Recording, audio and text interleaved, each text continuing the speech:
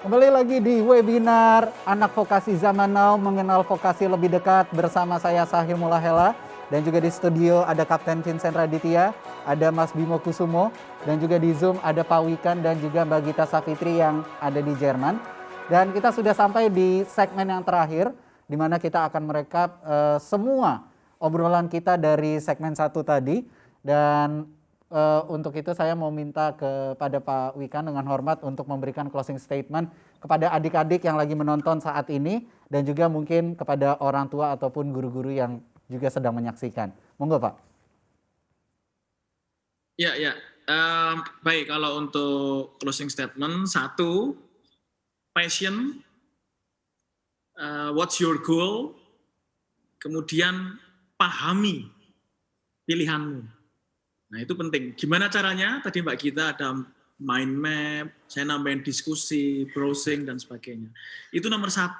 Jujurlah what is your passions. Jangan takut memilih bidang yang menurut orang nggak favorit. Tidak ada prodi favorit, nggak ada prodi nggak favorit. Yang bikin nggak favorit itu masuk prodi, contoh kedokteran ya, katanya favorit. Tapi masuk prodi kedokteran nggak ada passion, nggak ada goals, nggak ada visi. Nggak ada passion. Nah itu nggak jadi favorit, stres itu nggak bakal jadi dokter yang bagus.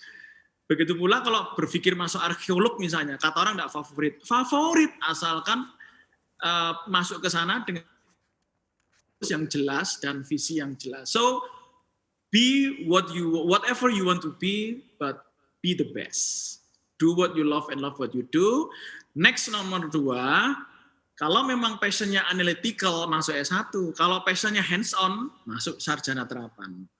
Kemudian nomor 3, pendidikan vokasi adalah pendidikan yang dirancang untuk betul-betul link and super match. Ada 8 paket tadi yang sudah saya sebutkan 5 diantaranya. Jangan ragu, jangan khawatir. Pendidikan vokasi benar-benar kita reform kurikulumnya, link and match industrinya. Satu prodi itu kita rancang minimal punya 5 pacar industri yang kuat. Kemudian kita juga wajibkan mereka untuk soft skill-nya. Kita juga kembangkan laboratoriumnya, peralatannya, kerjasama luar negerinya. Jangan ragu, pilih aja vokasi kalau memang akuilah passion kalian adalah hands-on. Mungkin itu aja. Dan untuk orang tua se-Indonesia, jangan memandang masa depan dengan kacamata masa lalu. Meskipun kacamata masa lalu pun juga bisa diinterpretasikan ke depan, tetapi please, orang tua juga harus belajar untuk melihat masa depan. Dan jangan paksakan anak untuk menjadi yang kita bayangkan di masa lalu. Dunia akan berubah lagi lebih cepat lagi. Nggak kebayang kalau dulu ahli bahasa atau prodi bahasa nggak favorit, sekarang favorit. Karena sekarang yang dicari orang itu adalah data analyzer, big data. Itu campuran antara ilmu komputer dan ahli bahasa. Oke. Nggak paham kan 10 tahun, 20 tahun yang lalu, kedepannya mungkin big data, data analyzer, atau mungkin digital marketing itu bisa lebih masif. Dan di situ banyak sekali ilmu-ilmu terapan, ilmu vokasinya. Mungkin itu Mas Sahil, terima kasih. Dan mohon maaf kalau saya agak sedikit ngantuk karena saya habis main lomba tenis ini untuk Dias Vokasi yang pertama ini 3 kali saya main tenis jadi capek sekali. Maaf. Terima kasih banyak Pak Wikan atas waktunya. Kami persilahkan jika Pak Wikan ingin meninggalkan lokasi. Sekali lagi terima kasih atas kesediaan waktunya. Semoga kami semua bisa mendapatkan ilmu yang bermanfaat dari Pak Wikan. Oke, selanjutnya kita ke Mbak Gita Savitri untuk memberikan closing statement-nya secara singkat, padat, dan jelas. Kami persilahkan Mbak Gita. Oke, makasih Mas Sahil. Aku setuju banget sama dibilangin sama Pak Wikan tadi. Cuma mau nambahin soal permasalahan anak muda itu kan sekarang ditambah ada media sosial adalah self-esteem kan. Karena kita ngelihat pressure dari orang-orang lain di sekitaran kita. Orang-orang yang seumuran mungkin sama kita, oh dia kok kayak gini ya, kok gue begini gitu, dia kayaknya udah tahu dia mau ngapain dalam hidupnya, kok gue belum gitu. Nah itu coba untuk dipikirin lebih lanjut gitu dan dianalisa sebenarnya peer pressure itu kenapa datang dan kenapa kita merasa ngiri, kenapa misalnya kita ngerasa nggak bisa apa-apa atau belum tahu tujuannya apa, nggak apa-apa gitu. Karena semua hal itu kan butuh proses dan kalian pun sebagai anak muda butuh proses untuk mengenalin diri kalian, untuk tahu apa yang kalian pengen lakuin dengan segala macam hal yang tadi Pak Wikan sempat mention gitu. Terus aku pingin ngasih masukan supaya kita semua sih, nggak cuma anak-anak muda, untuk menjadi pribadi yang punya kesadaran yang utuh sih. Jadi bener-bener tahu nih prinsipnya jelas gitu. Kita itu siapa, kita pingin jadi apa yang terpenting buat kita gitu kan. Ketika kita memilih jurusan, memilih karir itu sebenarnya purpose-nya apa. Nah kalau aku saranin, berdasarkan pengalaman aku, purpose yang paling ideal adalah ketika tujuan kita itu pingin belajar. Jadi kita akan selalu hungry for knowledge terus gitu. Kita akan nggak merasa puas, kita akan merasa bahwa kita ini makhluk yang nggak tahu. Akhirnya kita semangat terus belajar itu tetap ada. Misalnya pun kita quote on quote gagal, kita bisa ngelihat silver lining dari kegagalan itu dan kita bisa ngelihat kegagalan tersebut dari sisi yang lain gitu. Oh ternyata walaupun gue gagal, tapi gue banyak banget yang bisa gue pelajarin, and it's okay. Itu sih palingan Mas Sahil. Siap, terima kasih Mbak Gita Savitri. Berikutnya Mas Bimo, closing statement-nya. Waduh, udah terangkum semua ya. Ya udah, kontrol C sama kontrol V aja.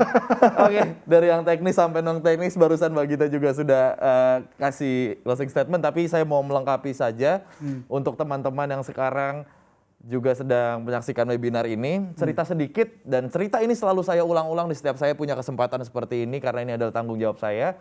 Jadi di tahun sekitar 2015 saya bersama teman-teman dan kelompok saya tuh punya misi bersama untuk kita selalu yang namanya charity. Charity itu apa sih namanya? Program berbagi. Iya, program berbagi lah ya. Charity gitu. Dan kebetulan waktu itu saya ada charity ke teman-teman tuli. Gitu, ke teman-teman tuli. Jadi ya kita di sana memberikan hiburan gitu-gitu ya, dan rata-rata teman-teman kita di sana itu adalah teman-teman entertain.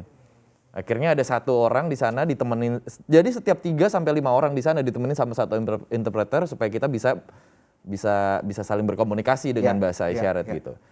Oke, ada satu orang yang datang ke saya, dikasih tahu oleh penerjemahnya gitu, bilang, Mas Bimo, dia sering dengar suaranya Mas Bimo loh di TV gitu. Udah sering dengar dan ngeliat iklannya gitu. Oke, terus kenapa? Dia bilang, saya juga bisa nih kayak Mas Bimo gitu. Oh ya sudah, akhirnya dia ada gitar kecil gitu dia iklanin.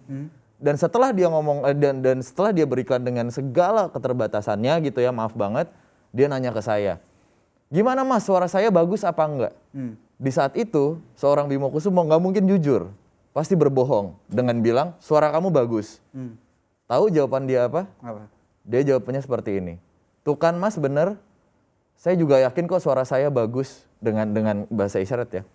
Saya yakin kok suara saya bagus. Karena saya yakin dari ujung rambut sampai ujung kaki saya diciptakan Allah bagus adanya. Yang tidak bagus adalah mata dan mulut orang di depan kita. Itu jawabannya dia, dan di detik itu saya mau nangis nggak pantas, saya mau bersyukur sedalam apa saya bersyukur. Jadi untuk teman-teman, kalau teman-teman masih sempurna semuanya apa yang dipunya sekarang, punya segala macam mimpi, punya segala macam cita-cita, punya segala macam privilege yang dipunyain, bersyukur, niat, disiplin. Gitu. Siap. Itu aja sih kalau dari saya. Ini touchy banget ceritanya ya dari Mas Bimo ya. Terakhir, Kapten Vincent. Untuk closing statement-nya. Kalau saya selalu sama, dari dulu sampai sekarang ini, buat teman-teman sekalian yang mengejar cita-citanya, ketika terus melakukan pengejaran itu biasanya tidak luput dari kegagalan. Tapi seperti yang saya ingatkan bahwa kegagalan itu akan terus terjadi, karena kegagalan itu adalah sebuah proses. Maka dari itu ketika kegagalan itu terjadi, jangan sampai kita putus asa. Akan tetapi teruslah berusaha, ketika kita terus berusaha, maka ada kesempatan akan terjadinya berhasil. Yang dapat saya sampaikan adalah, karena kita belum gagal sebelum kita berhenti. Itu aja yang dapat saya sampaikan buat teman-teman sekalian, semoga ini bermanfaat gitu. Pastinya. Tepuk tangan dulu dong untuk narasumber kita sore hari ini. Dan juga tentunya terima kasih juga untuk teman-teman yang ada di Zoom, boleh dada-dada dulu nggak? Halo yang ada di Zoom. Ini rame banget, ada Dedi, ada Jamal, ada Prabowo, ada siapa lagi tuh? Ada Adi, ada Tri. Wah ini banyak banget. Saya kalau nyebutin satu persatu capek. Tapi yang jelas terima kasih banyak untuk keempat narasumber kita, baik yang di studio ataupun yang di Zoom. Ada Pak Wikan, ada Mbak Gita Safitri yang sudah meluangkan waktunya dari Jerman juga. Mas Bimo Kusumo dan juga Kapten Vincent. Sekali lagi terima kasih banyak. Bapak, Ibu, orang tua dan juga anak-anak, adik-adik yang sedang menonton, Bapak, Ibu, guru semuanya. Terima kasih banyak atas kesediaannya sudah menyaksikan acara webinar sore hari ini. Jangan lupa pengumuman pemenang akan diumumkan besok jam 12 siang di akun Instagram @CNBC Indonesia di Instagram Stories-nya. Kalau begitu sudah 2 jam saya Sahil Mulahela menemani kamu semua di acara webinar sore hari ini. Semoga apa yang disampaikan oleh keempat narasumber kita bisa kita terima dengan baik dan semoga bisa menjadikan pendidikan Indonesia ke depannya lebih baik lagi. Selamat ulang tahun yang pertama untuk Direktorat Pendidikan Vokasi, Vokasi Kuat Menguatkan Indonesia. Akhirnya saya Sahil Mulahela pamit undur diri. Sampai ketemu lagi di lain kesempatan. Wassalamualaikum warahmatullahi wabarakatuh.